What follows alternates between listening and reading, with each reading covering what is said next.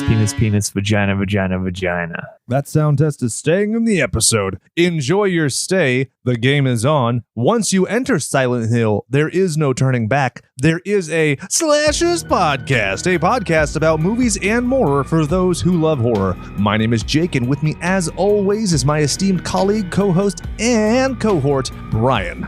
Brian, say hello to the mutant goons from beyond. What's up? How the hell are you, sir? Good, man. Sweating my ass off up in the mountains. I can only imagine how you feel down there. Yeah, the taint sweat is real. So, Brian, I have to ask you, did you ever play Silent Hill? I did not. I was more of a Resident Evil guy myself. Ugh. Totally understandable. I had never beaten the game. Being completely fair, I played it at my friend's house on his PlayStation 1 years and years ago. I would dare say it was 1999 when it came out. And I remember being instantly annoyed at the fact that I had to run from stuff. And I just didn't like the pace of it very much. I like the music and everything, but it's also like, I'm not going to be scared sitting next to my friend and everything. And it was like a Saturday. So I'm like, okay, whatever. And then so I watched like a bit of a playthrough on it and stuff. I'm like, okay, I kind of see I might have missed out on something. So I have a shameless plug. I bought a handheld emulating system, and I'm not going to say who it is now that I say it, because it's not shameless, because I have my dignity and they didn't send it to me for free. I had to pay full price. But my point is, it could play Silent Hill, and I'm like, nah, still not into it, but I appreciate it and respect it a little bit more. Oh, there you go, man. Now, is the movie similar to the game in ways, or? Yeah. Main character, Harry in the video game, whatever her face is in this movie. The cultists in the game are trying to end the world. The cultists here are trying to like redeem the world or something. So yeah, I mean, there are like the overarching strokes are the same, but it's just like how you get to them is a little bit different. Is the fucking angular fucking triangle head with a giant sword dude in the video game? Pyramid Head! Yep. You know he's supposed to be bare-assed in this? Also known as Red Pyramid Thing or Red Pyramid. Apparently, though, he is from Silent Hill 2. And then this movie is apparently more based on Silent Hill 3-ish. So, you know, whatever. How many were there, or how many did you play all of them? Oh, God, no. I don't have the patience for that kind of stuff. There was even a text-based Game Boy game, I think, that I can tell you about. So we'll have some fun when we get to that part. So shall I get into some trivia for this episode? Do it. So it was shot under the name Centralia, which is funny because the town itself is based on Centralia, Pennsylvania. So that the more you know. And I think you and I are both pretty outspoken. This movie kind of sucks. It took me 3 nights to watch and I fell asleep 4 times in that. So we're going to be peppering this with video game trivia. Wee, wee, wee.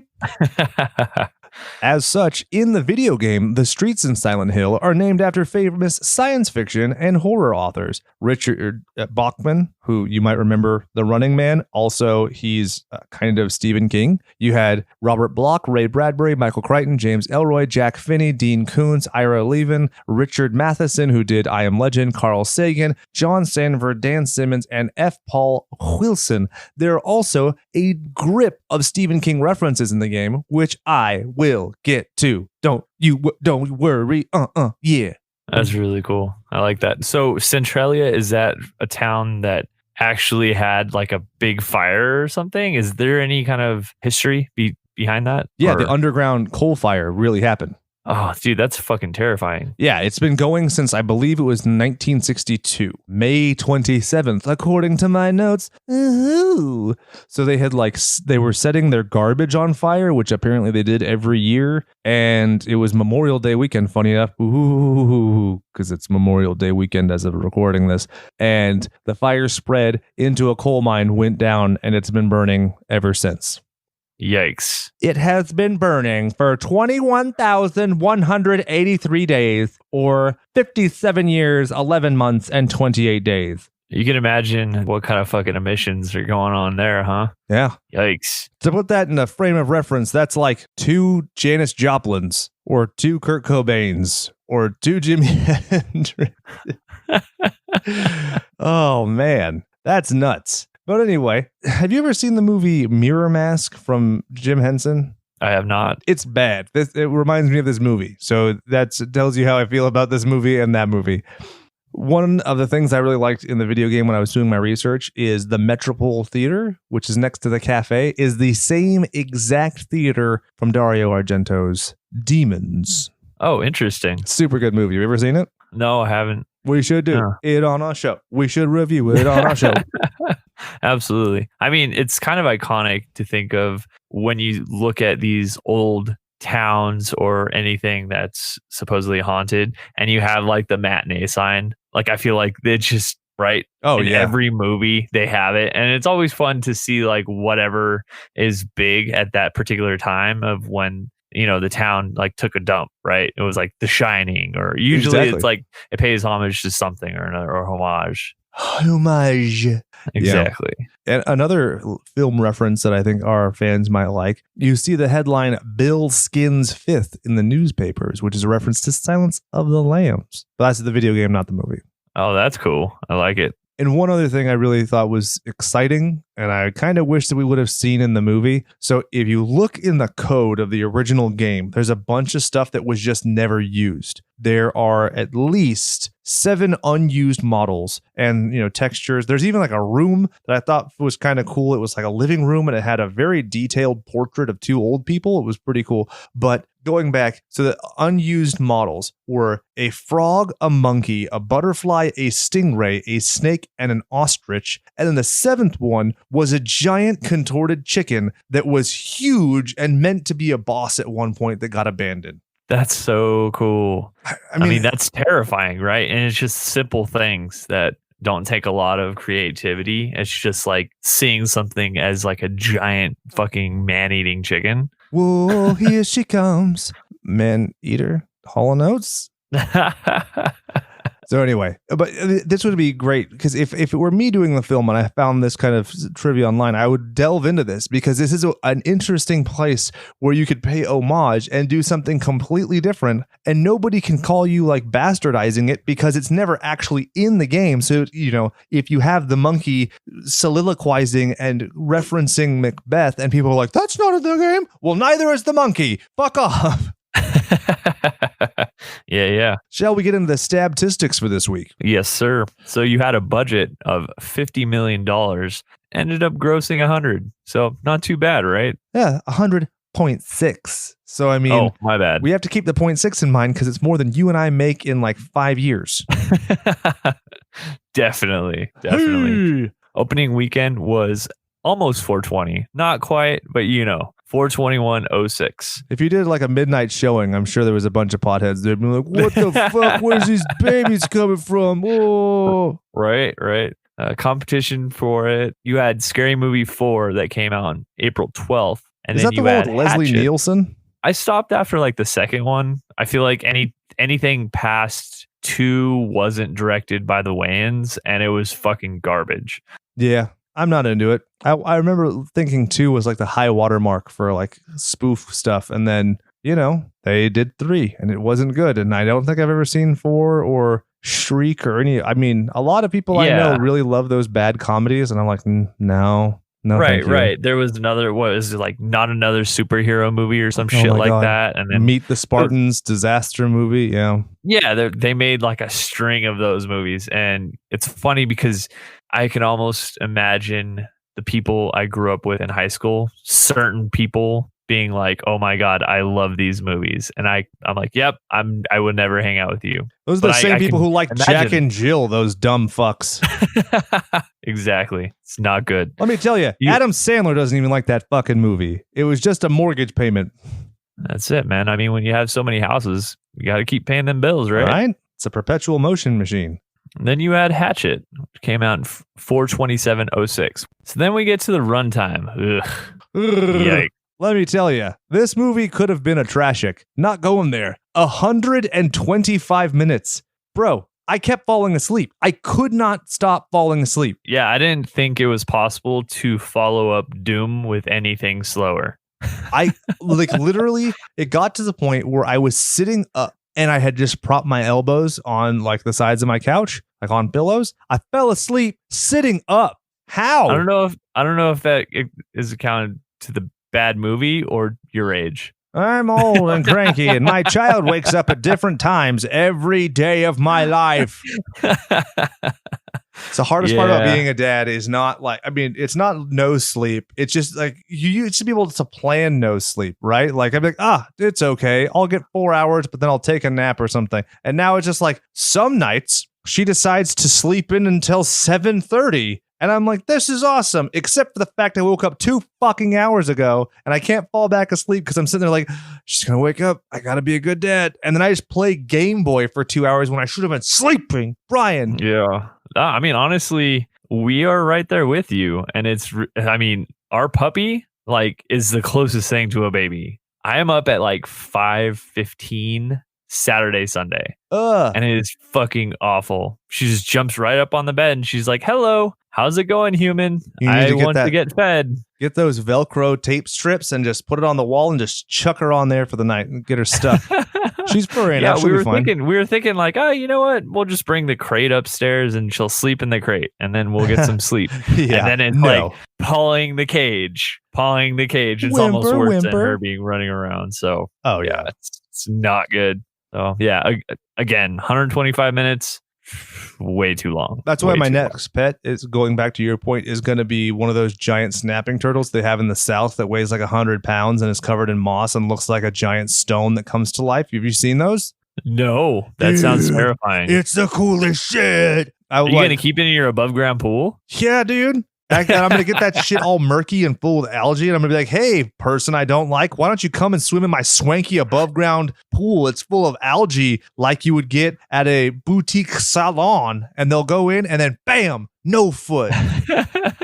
Oh, what's up, Jehovah Witnesses? You guys want to go for a swim? Yeah, right. All right. How about this? I do the thing Jesus did and I'll wash your feet for you in my pool above ground. I like it.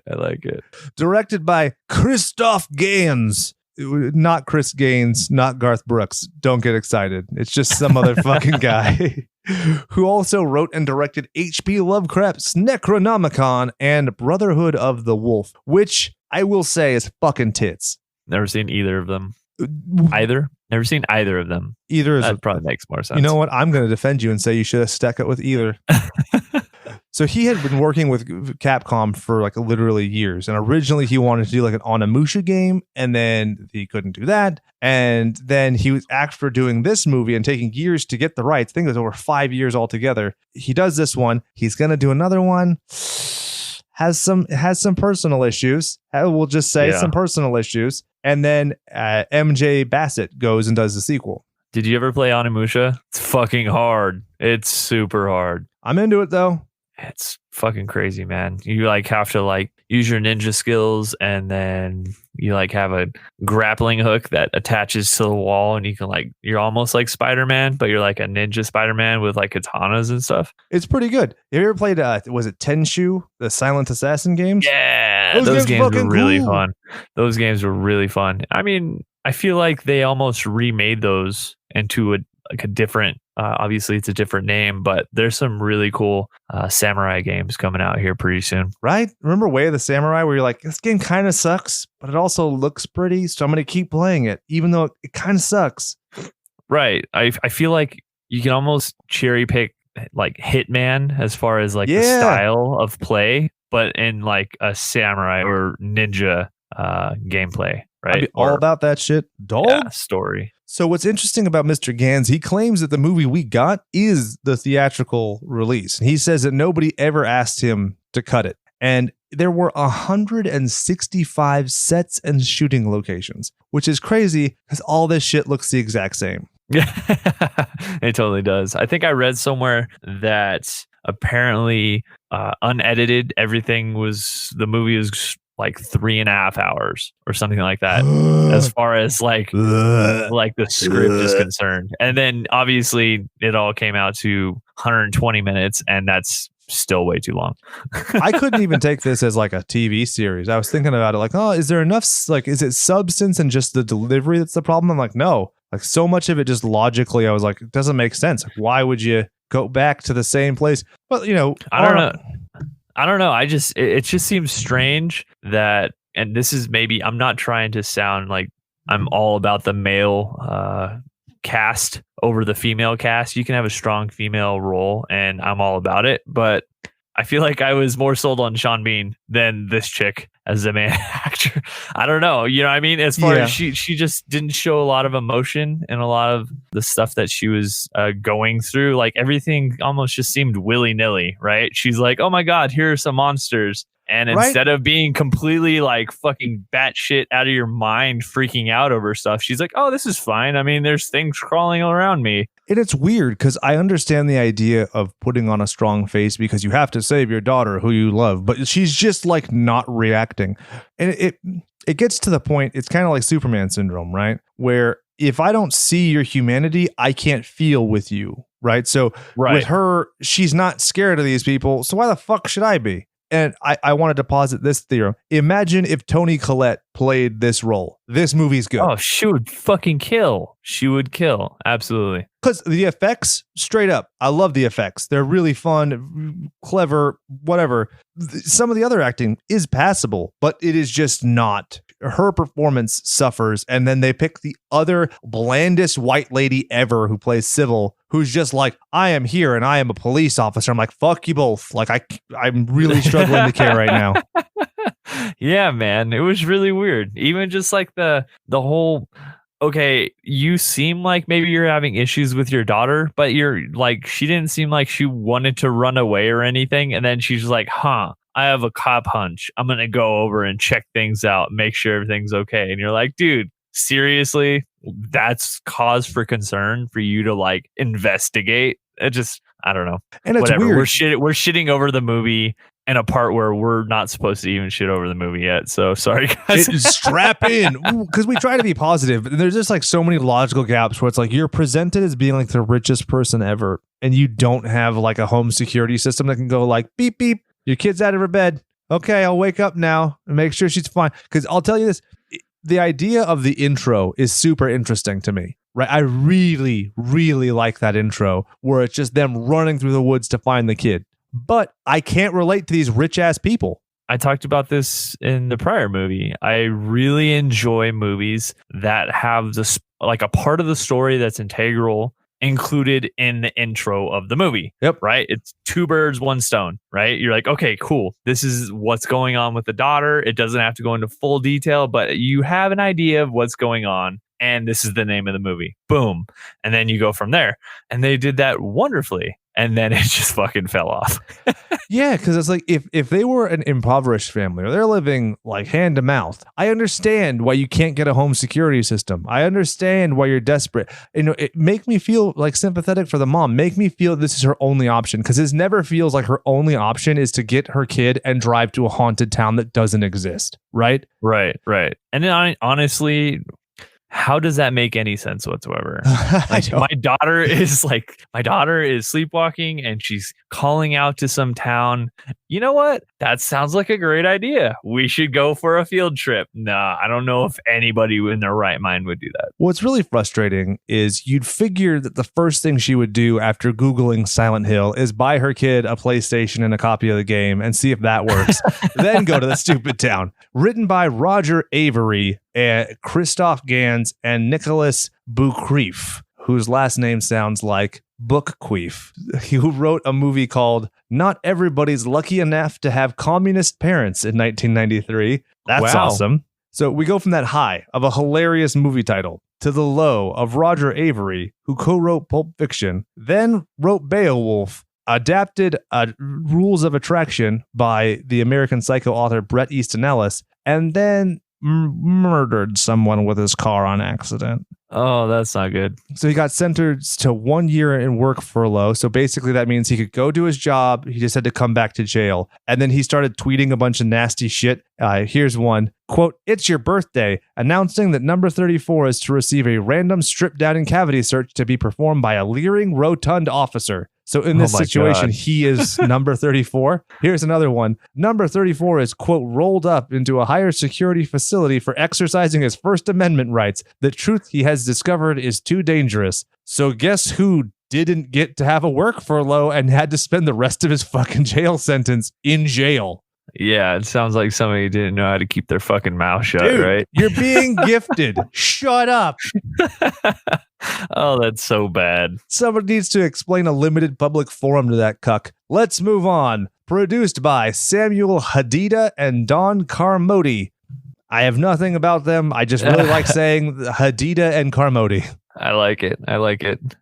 You have music by Akira, who also did Rocket Knight Adventures. Have you ever played that game? I did not. Dude, okay, so the game is crazy. You play as a possum in a suit of armor. So depending on where you lived, it was either Rocket Knight Adventures or Sparkster, which, whatever, right? That's cool. One thing that I recall was that aside from Johnny Cash Ring of Fire, every other score or music in the movie was based off of the video game. Yep. It was just remixed. Exactly. Right? Because apparently they couldn't do copyright and everything else. So they had to kind of fucking tweak it a little bit. Yeah, but if you've ever actually listened to the Akira Yamaoka mix, you can find them on Spotify and stuff. They're super fun.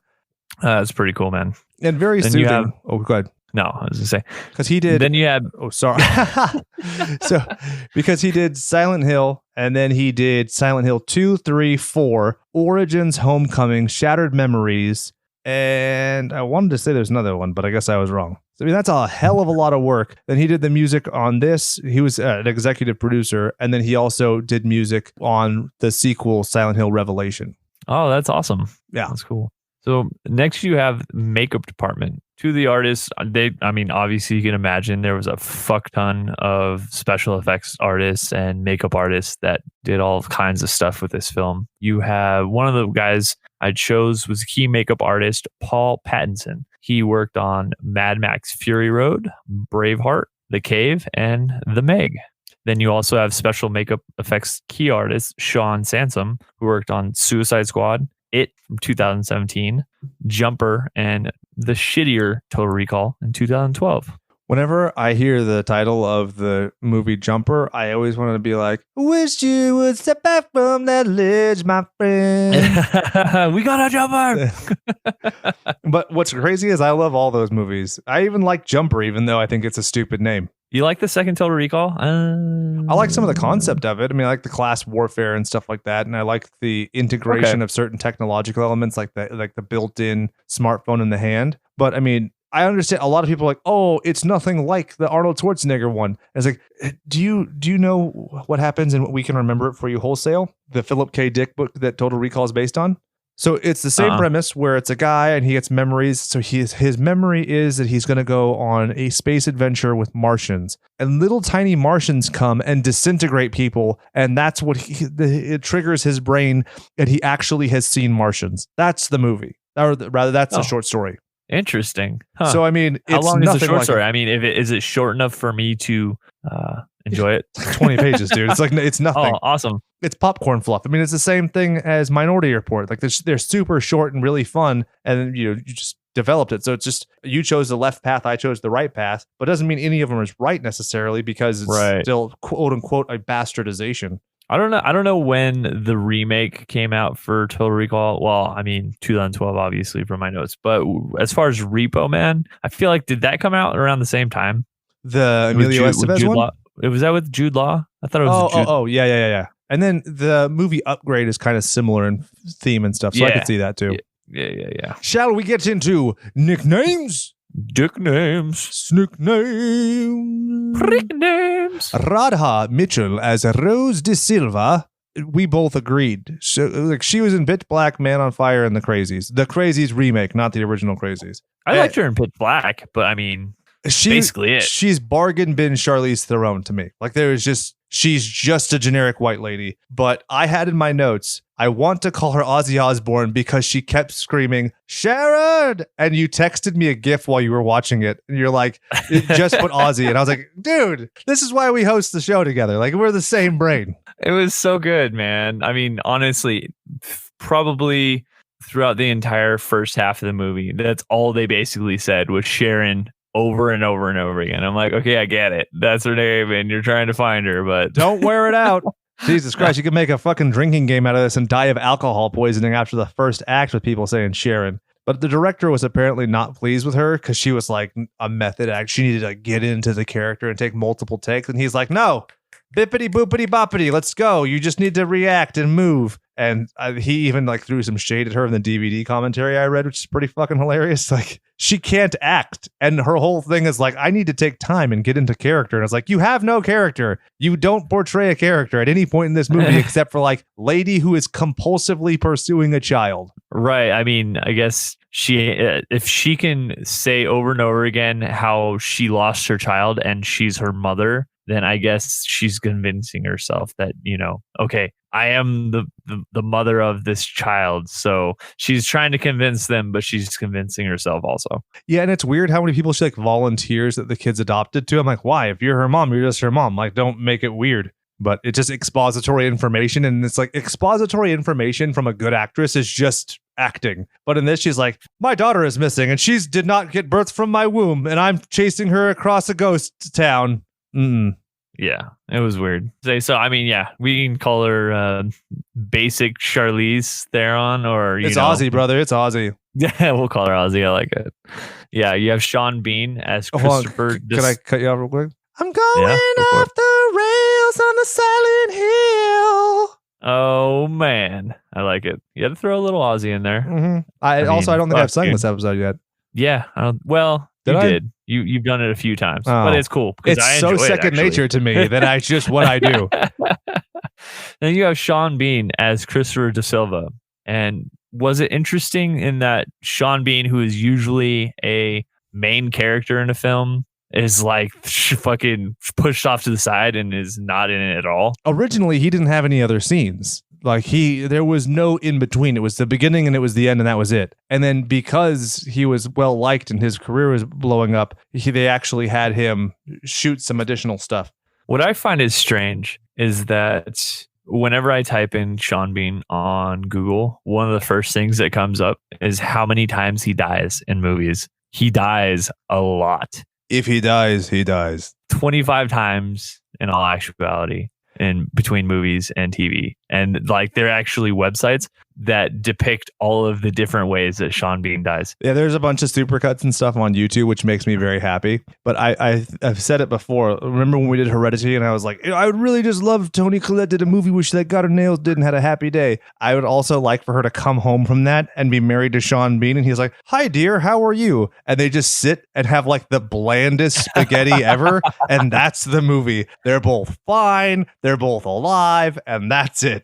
Yeah, and I mean, it's totally strange, right? Because you're expecting, like me watching Sean Bean in this movie, I'm expecting him to follow his wife into the eternal depths of hell and get killed, like in some horrific way, because it's Sean Bean. That's just what happens. Yep. So when I see him in a film, especially a horror film, I correlate that with like seeing a cute puppy in a horror flick. I'm just like, okay, well, when are they going to die? Yep, right? 100%. And so basically, I mean, if you're keeping track, there are a bunch of endings to Silent Hill. This is kind of like the bad ending where you just end up dead in your car because you disappear, right? And then in the sequel, they just go, oh, well, Sharon came back, but the mom's still there for reasons because we've got one portal or something, and she's able to like ghostly speak to him. Whatever, you had to get there, and he was a bigger actor at the time, so then you wanted to bring him back. Fine, but it's just dumb. So we just have to accept that it's dumb and move on, I guess. Yeah. Do you have anything for him? I mean, he isn't really relevant in the film at all. So I don't have anything, and it's so strange to say because he's such a mainstay actor, right? Oh, for sure, he's amazing. Like him in Equilibrium is a great opening scene where basically he's talking about like art and everything. It's very, that scene in American Beauty where the kid's like, oh my god, it's a beautiful blag. He wishes he acted as well as Sean Bean did, I guess. I'm going to get a bunch of people who are like, but he brought himself to tears. That means he was acting. No, it does not mean that Wes Bentley was acting. It means that he cried. There's a difference. Thank you very much. But I was going to call him Pincushion because of Lord of the Rings. Boromir. Okay. Yeah, absolutely. Sounds good. Also, Lord of the Rings, fucking amazing. Yeah, dog. So. Laurie Holden was Sybil Bennett. I thought that she was really bland, and so I wanted to call her White Bread. Yeah, man. There was a Japanese-only Game Boy Advance text adventure game called Silent Hill Play Novel, and you could actually play as Sybil Bennett. So there's your video game trivia.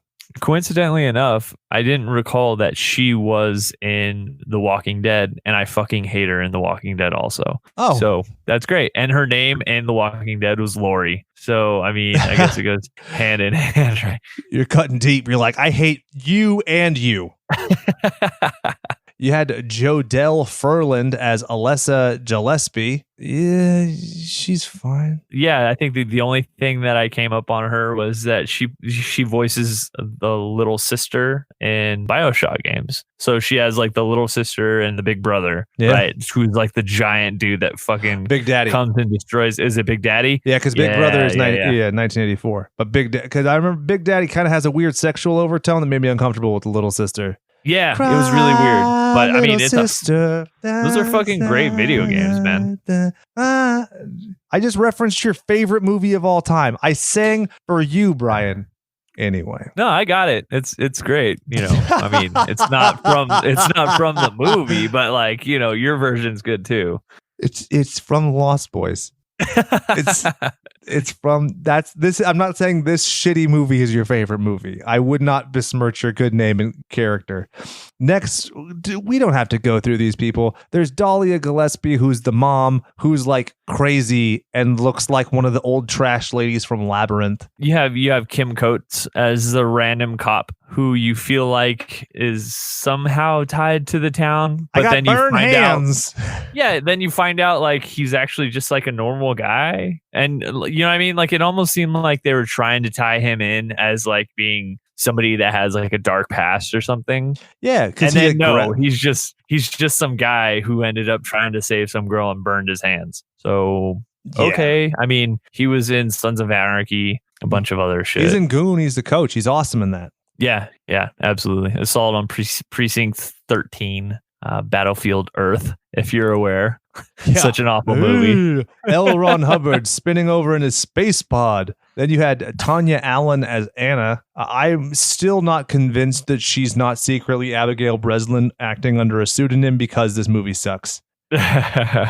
So really quickly, I wanted to nickname her no skin off my back. It's pretty good, dude. That's my favorite. That's clearly the slay of the game of this movie, where he grabs her chest and twists her titty skin before ripping her skin off of her body. Damn. And then he throws it to the fucking door like it's like a used towel. Like it's like I just used condom, dude. It's super soaky and like the blood splatters in on them is so great. Yeah, dude, it's really gnarly. I mean, honestly, if the movie was just stuff like that, I'd be so into it. Yeah, absolutely. I had Michelle watch it, and then after that, she was like, maybe I'll just like look at see what's on the phone. Huh? Neato. See you later. Exactly. Roberto Campanella was Pyramid Head, who was the guy from Silent Hill 2. I feel like he should have been in the movie more, right? It just seems like and I feel like they did a lot of teasers with him in this movie as far as the trailer and everything. And so there's a lot of buildup and expectation of him being like the main bad guy. And then it's just like, here I am and there I go. And it's just odd. He's kind of just a goon. He doesn't do anything to either of like the protagonists. So it's just like, all right, I'm not. He's not lethal in any way. I felt kind of bad for the guy. He had to wear 15-inch heels, and his helmet weighed 12 pounds, and he couldn't see out of it. Yeah, that's not a fun day at the office. That's not great. That's how you roll an ankle, my friend. Although, I mean, maybe him wearing this helmet would prevent him from seeing how much of a shit show this entire movie was. So he probably couldn't see it at the time because it was all green screen. That's true. So shall we get into the movie itself? Let's get to it, man. So basically, they're running, daughter of mine, and they get her off of a cliff. Pretty dramatic, really into it. We already covered it. Then it goes immediately, very abruptly to them like on a prairie, and they're like under a tree napping. And then you're like, oh, we better get back on the road, kiddo, as she ignores the calls from her dad. And I took a screen cap of the screen. Corinthians 6:2-3. Do you not know that we will judge angels? Do you not know that the saints will judge the world? I'm really glad that the division of the page is so staunch, because you could almost read it. Do you not know that we will, the saints, and will judge angels, judge the world? It's like a bunch of fucking dyslexic people who are just like, nah, this makes sense. This brain, this movie's scary for my brain. I mean, honestly, though, like, there's a little bit of some undertone I can see with this film as far as maybe not being huge fans of the church. Yeah. Right? They're basically like, hey, the church are devils. And I'm like, all right, cool. I saw the Hunchback of Notre Dame. You don't need to tell me that shit, dog. Am I right? Right. Yeah. By the end of the movie, you're like, okay, I understand. Everybody in church is essentially hypocrites. That's cool. Tell me something I don't know. Am I right? So her dad is going through the browser history because this broad doesn't know what incognito mode is. Am I right? And he finds out that she's been looking at Silent Hill, West Virginia. Mountain Mama, take me home. I know. I was totally gonna sing it. You beat it. You beat it. You beat it out of me. You beat me to it. Because we have the same brain. I love it. So they stop for gas, and the kid goes off, and the spooky drawings and blah blah, and the creepy cop goes to the car, and she's all T-1000ing. Are you okay? And then they just go off. Yeah, and it's strange, right? Because she's like, are you okay? And she's like, I don't talk to strangers. And then she's like, oh, that's a clue. You're in trouble. Let me follow you guys. Yeah, right? You're And like, so that's weird. the mom's inside and she's trying to buy stuff. And then she finds out that the credit cards were cut off. And then she actually talks to the dad. And this is where you get the revelation that the kid's adopted. And so she avoids the cop. And clearly, I have to say this. Her last name is De Silva, but this lady is a white lady if I've ever seen one. I cannot fucking fathom the idea of driving away from a cop with a child in the car. I don't care how big that goddamn Silent Hill sign is. I will wait. I will take my citation. I will take my citation and I will drive there in a timely and speed-oriented manner. I will not. What do you think, Brian? Can you help me with this? Why the fuck would you run from a cop? If you like, what's the point? It doesn't it's make not like sense. it's not like you're like stoned out of your mind, or you're she could have just been like, oh, hey, you know what? Your taillight's up. She didn't. Here you go. What crime did she commit? Depending on what state she lives in, maybe it's not community property and maybe she stole her husband's car. But by and large, we're talking about community property. So it's hers to spend and it's her car. So at this point, she has not done anything wrong if she's the legal guardian of that child. Legally speaking, I can tell you, it makes no sense. Yeah, absolutely. And then watching this, I was like half expecting my phone to vibrate and say Amber Alert. Okay, like yeah. silver Jeep Liberty, blah blah blah, missing child. Awesome. Right. So she's like, all right, buckle in. We're fucking going for it. They slam through a gate, and I don't think it ever really happens in real life where you see a chained gate and you're like, okay, I'm going to gun it and then we're just going to plow through it. I don't think that actually happens. Oh, God, no. I always love it in movies where somebody thinks they're going to go through the gate and they go wham and slam to a stop. 1 second. Yeah. And then the green screen when they first get into Silent Hill. Dude, we can do better chroma key in my garage than that stuff, right? I think I've seen it. Holy hell. I was like, is it that hard rough, to buy a smoke machine and use it for a couple of hours? I do like the atmosphere though, and it's really kind of cheesy and how it seems like it's snowing, but it's actually ash. But I don't know. It definitely works for me. It is a nice little detail. So my next note is the disemboweled guy is good. And then the creepy burnt babies reminded me of Dante's Inferno. You might know this, some trivia about the video game. In the European and Japanese version, it's actually these grotesque little like gray babies that are naked. And so in the American version, it wasn't the fact they were naked. It was just the fact they were babies that you had to kill. So you had they warped the dimensions a little bit, but you can still find the character models on the disc in the code either way. Oh, that's cool. That's cool. Yeah, something about killing babies, man. I mean, might not hit really well with the target audience, right? Yeah, probably not. Not unless you're Alice Cooper. Dead baby. You ever hear that song? I have not, but that's crazy that he actually came out with that, because it's actually a really good song, because it's talking more power about to him, because it's like, fuck PC culture. Sorry. Well, actually, what he's basically talking about is the accountability of bad parents, because it's dead babies can't take things off the shelf. Dead babies can't take things by themselves, I think is the lyric. I'm off the top of my head, because basically it's talking about how parents needed to be accountable for the fact that their kids were overdosing on aspirin and dying before they invented like the locking caps. He's a cool dude. Got it. Do you see his new song on Spotify where he's like, everybody should love each other and shouldn't be? It's pretty sweet. That's cool. I mean, you're of a certain age where you really just are like, I don't fucking care. Yeah. I'm established. Everybody can listen to whatever the fuck they want to, but I mean, this is how I feel, and fuck you otherwise. Exactly. So some more shenanigans happen. There's a creepy witch lady again. You have the coal burning and everything. And then the cop arrives and she's going to arrest this lady. And again, white lady mouths off to the cop and she's like, fuck you, you stupid cop. What? You're in a ghost person's town. You're already inches from death. This lady has a gun. Yeah. I mean, she definitely sells it as the entitled. She's a Karen.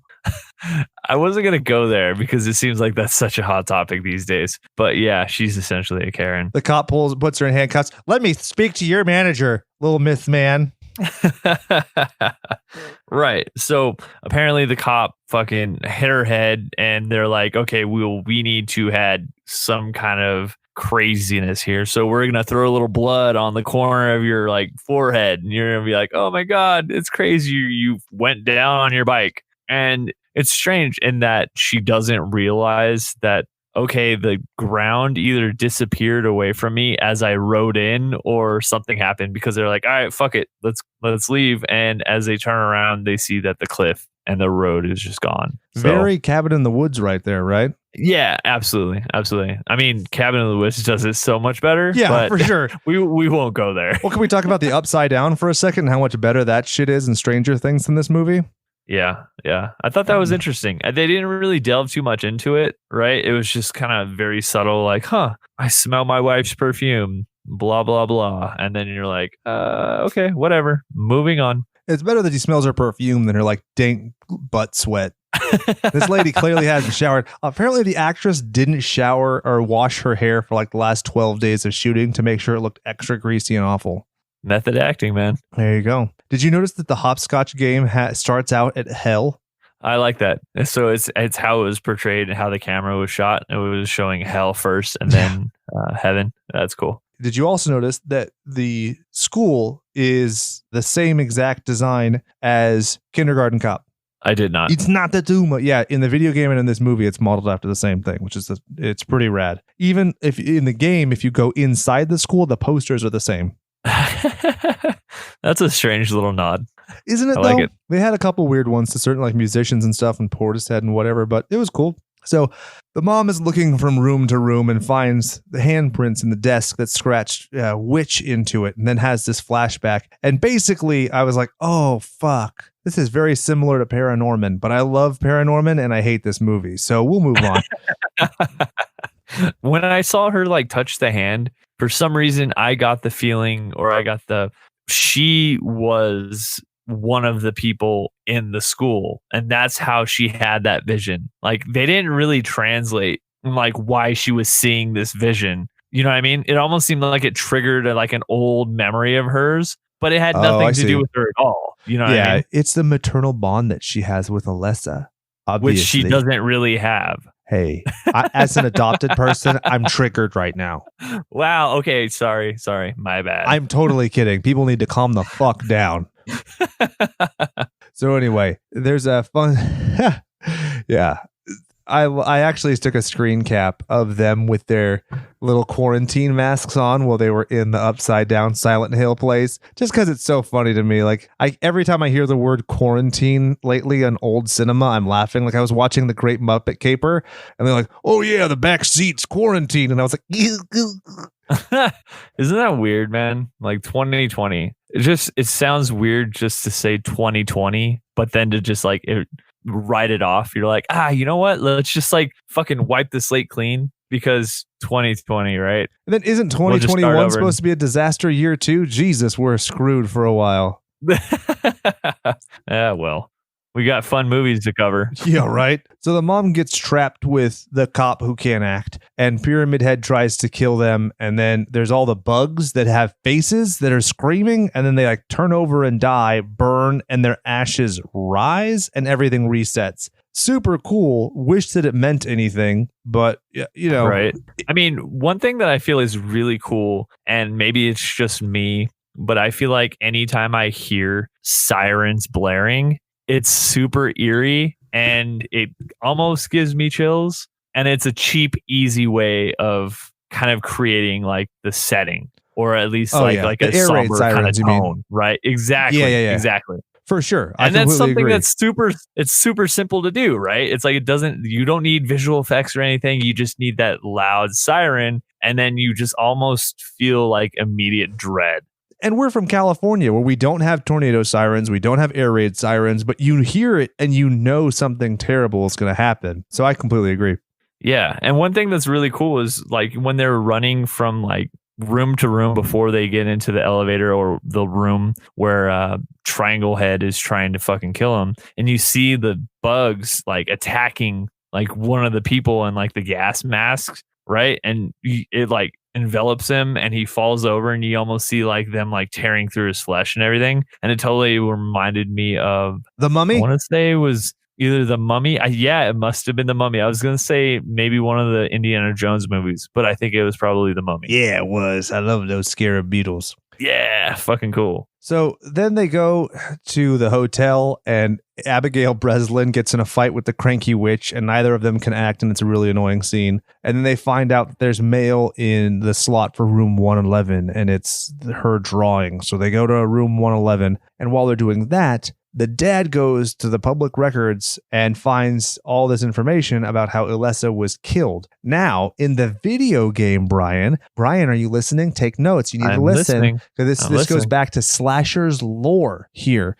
In the video game, in the European and Japanese versions of the game, you can actually get an Easter egg where you find out the method upon which Ilessa died, which is in a fire in the boiler room. Now, that information is on the disc for the US version, but even if you do the special conditions, you can't get it. Now, I took this to be a Shining reference, and here is where I will regale you with my other Stephen King references in this movie.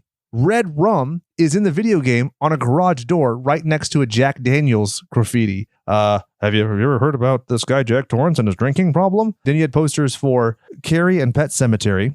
You had a pinball machine called Medieval Madness, which Malachi played in Children of the Corn. Then you had a poster that Stephen King made when he was in college where it says, "Study, damn it," in Cafe 5-2. Boom. And that's just the Stephen King references I found. How you like me now? Yeah, that's really cool. I mean, just the little Easter eggs here and there that almost, I mean, I didn't catch any of those. So kudos to you, good sir. But I like it when they're so subtle that you have to do a little digging. But yeah, sweet. So they're looking for the room. They can't find the room. And then it's behind a portrait of a witch burning. And it totally reminds me of Parks and Recreation with the Native Americans being burned. And it's very dark and awesome. Now, did you happen to think to yourself, when they come across all these different clues, I mean, for me, obviously, since I was a big Resident Evil fan, it just totally reminded me of something that you would see in a video game, right? That's interesting. There's one little mail clip, or there's one slot of mail in here. Let me inspect this. And then you inspect it, and then it reads the script. And then you're like, okay, I'm going to remember this little bit of fucking text, and it's going to have to do with something else later on. I mean, they did really well with like not being nonstop. Here's clues. Here's this. This leads to this, because then it's just like, okay, we're basically doing a turn-by-turn video game where you go from one thing to another. But I mean, it was kind of cool in a way that it just seemed like that was like a nod to the original franchise. Exactly. I think that it very much was just a plot point each time. It didn't feel like she was on, because it just didn't make sense. Was it her who was giving the hints? Was it the ghost Ilessa? I mean, it's just this weird kind of thing where it felt trite. you could make it impactful, but like, for instance, so there is the letter in the mail slot, right? Who left it there? Was it real Alessa, or was it Sharon, or was it Alessa? If it's Alessa, why don't you do something to it besides just draw on it? Well, why not have it be burned in some way? So we can be, oh, that's clearly the ghost. It's not the little girl who's having schizophrenia or whatever. But I digress. The one huge thing that really took me out of the movie was when Alessa says, "Look at me, I'm burning." And I was just like, it's real rough, my little friend. Maybe we should have just left that one out. Yeah, I actually feel like earlier today, I might have fallen asleep when she said that. Yeah, I recall kind of somewhat her saying it, but like at the same time, I feel like I heard her say it and then I woke up and then like I saw like her going like all into ashes, or you know what I mean? Like, yeah, for sure. And then that was it. So I might have missed a few plot points here and there, but good. I feel like, at this, my next note after that is, why is there still an hour left of this movie? I feel like that's another thing that we are strangely connected to. We will watch these movies separately, independently, especially with the whole COVID-19 shit. You're watching it there, I'm watching it here, but we have the same thoughts in the exact same time a lot of the time. Exactly. It's like weird. This weird ripples in the timeline. So dad's at the orphanage and Detective Bernie Hands is like, "Man, I'm cranky. You need to leave because reasons." And the other cop gets beaten because they're going to send the mom and the cop. Oh, wait. Did we leave the skin? Yeah. We already talked about the lady's skin getting ripped off. That's sick. No skin off my back. Yeah. And so the mom and the cop are going with Christabella and her goons, and they find the locket has a picture of Alessa in it, or Sharon, or whoever it is. And so the cop basically is like, all right, I'm going to get beaten and almost die for you, lady who I was going to arrest moments ago. And the mom goes down the elevator and the lady gets beat up. And I have another fun bit of trivia from the game. Go on. So while in the 3-story hospital, Harry discovers that there is a 4th floor that is missing from the elevator. But in Japan, that's very common because hospitals don't have a 4th floor, because the words for death and for are pronounced the same way, which is very reminiscent to the fact that many buildings in America don't have a 13th floor. Why don't buildings have a 13th floor? Bad luck. So it's still like the 14th floor is just the 13th. You just call it the 14th. That's so strange. It just seems like it's such silly superstition that people are still like, no, fuck that. We don't deal with that shit. Yeah. It's like you can believe in that shit, but not vaccines. Am I right? Anyway, so you find out the cranky witch, her sister is the one who kills Christabella, and the religious jerks burn the cop. And the mom comes back after talking to the Alessa's ghost, and she gets stabbed in the titty by the religious lady. And hold on, can we go back just prior to that, where she's talking to Alessa in that room, and there's the girl that is like she's like a nurse, and her eyeballs are like fucking torn out of her face. There's a whole like room of them. Because for reasons, right? Well, I mean, obviously there's like a room of them, and she has to like weave her way in between all of these like twitchy little nurses. And that's another thing I want to talk about is like, it seems like it's other than like the big dude with the triangle with the fucking pyramid head and the giant sword. I feel like the nurses are probably one of the more recognizable characters within the franchise. For sure. It seems like you always see them in like the horror mazes and like fucking Fright Night or whatever else, right?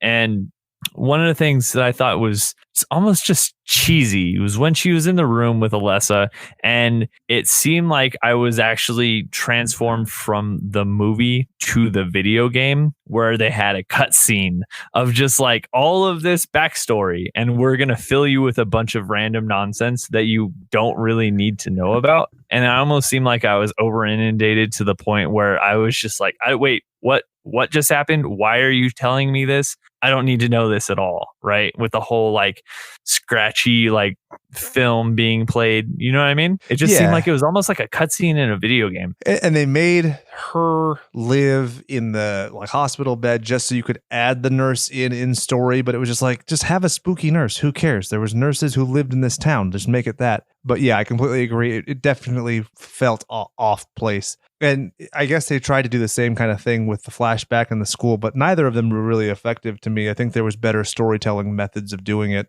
It just kind of felt lazy, you know? It was just like, oh, well, we'll just put in some visual gags. And it's like, well, like, tell me a story. Like, whatever. I mean, I did enjoy the fact that they brought up that she can't enter the church or the holy ground. Yeah. But you can. So I'm going to fuse myself with you. So yeah, when she gets stabbed in the titty, she leaks out Alessa juice. Whoa. And so the leaked out Alessa juice becomes the girl in the bed with the barbed wire who's all like, gang, brat, brat, and kills all those people. It's pretty dope. Yeah, yeah. I mean, it was definitely probably the high points of the film, in my opinion.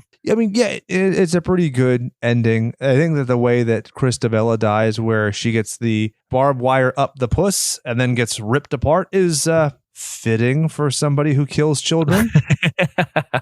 Yeah, man. I mean, it just seemed like the way that the cop got killed, the thought of being slowly roasted alive, it sends kind of chills down your back, your spine, right? And you don't need a lot of visualization because you could just imagine it yourself. So then they're going home, and it's like that sad song that Eminem had a rap over, where he's like, I'm angry and I'm rapping, and the lady's like, I'm coming home.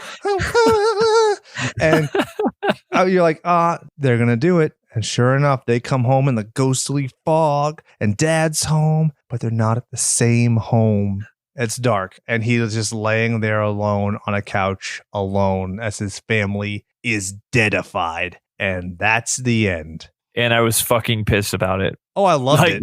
That's the only part of this movie I like, is it's so dark. God. I was just so fucking disappointed. And I literally text you like, this is a fucking garbage ending. Because you're like, I sat through 2 hours and I don't even get a happy ending. I watched 2 hours, people to just be dead. Yeah, but not a fan. To your point earlier, you had mentioned loving Marquise. Did you catch that there was a double feature with The Last Man on Earth and The Omega Man? Yeah, I did catch that. That was pretty cool. Pretty good nod, especially considering that Matheson is in the video game for the streets. But yeah, going back to it, sorry, that was just the last part of my notes. But I loved the ending. I think that it's a pretty bold choice to take such a mainstream franchise and be like, hey, no, for sure, even though there were options for good endings, this kid's dead. But then 6 years later to put out a movie where they're like, just kidding. Yeah, like, psych, no, we're going to bring back the original actress and we'll go from there because money. Yeah, I would have really rather they just do the UFO ending from the game. Have you ever heard of that? No. Yeah, so there's good endings and there's bad endings. And then there's one ending where it's just aliens. It explains the whole thing, where you have to use this like channeling stone in certain areas. And there's like, it's not even like cut scenes. It's like these really, it looks completely different in the game. And the drawings are very juvenile. And yeah, it's hilarious. You should look it up. It's on YouTube. Real quick note, Silent Hill Revelations was written and directed by Michael J. Bassett. Now goes by MJ because she came out as trans. So if you are confused when you're reading about it, that's why. It's based predominantly on Silent Hill 3, 95 minutes. Moderate success. It had a budget of 20 million, grossed 56 million. It's not good. There's a couple cool effects. There's one like spider monster thing that's kind of fun. Your boy Jon Snow's in it and he acts very poorly, but I think that's also a tragic for me as well. Yeah, I'm going to give this a tragic, man. Definitely a tragic. So I will note, January of this year, Christophe Gans announced in an interview that they were doing a new Silent Hill film, which is going to be based on a town that had been ridden over by Puritans. But guess what? The apocalypse happened and nobody wants to see that. So it's probably either on hold or completely canceled. Sorry. It probably got a shake hand. I'm okay with it. Yeah, honestly. Oh, well. But yeah, I'm gonna give it a tragic, and I feel like solely for the reason that it was 125 fucking minutes. Exactly, dude. Like what was in it was like either fine or good. You know, like the acting wasn't good. I will say that. So the story elements were fine. The visual effects were good, but it was just too long. And like, if you would have sped things up, you would have kept my attention. It's just certain redundancies, like why the whole like working with Christabella, and then I don't know, man. It got weirdly like Mad Max Beyond Thunderdome when dealing with Christabella, like she was supposed to be the Tina Turner. And I was like, no, you don't have the fucking high heels for that. You won't have my respect, lady. And so yeah, same. I mean, I'm glad to have seen it just because I can, check the box, but this isn't anything that I will watch again. Yeah, definitely not going to watch again. I mean, I might watch the sequel, but that's about it. Fell asleep 3 times watching it. Well, there you go. Yeah, that was the next 2 nights I fell asleep 3 times watching it. So I was originally going to do like a whole segment, and I was like, if I didn't enjoy it that much, fans probably won't either. But hopefully you enjoyed our playful banter during this episode. Brian and I are going to continue doing video game themed movies for the entire month of June. So strap in and pucker your buttholes because we're going to be mashing buttons and doing words. Hopefully other video game movies are better. Not have high expectations, but we'll find out. Precisely. So, Brian, is it time to say goodbye to these goons for this week? Goodbye, goons, for this week. For Brian, I'm Jake, reminding you to go out there and do something you love. And remember that all work and no power play makes Jack a dull boy.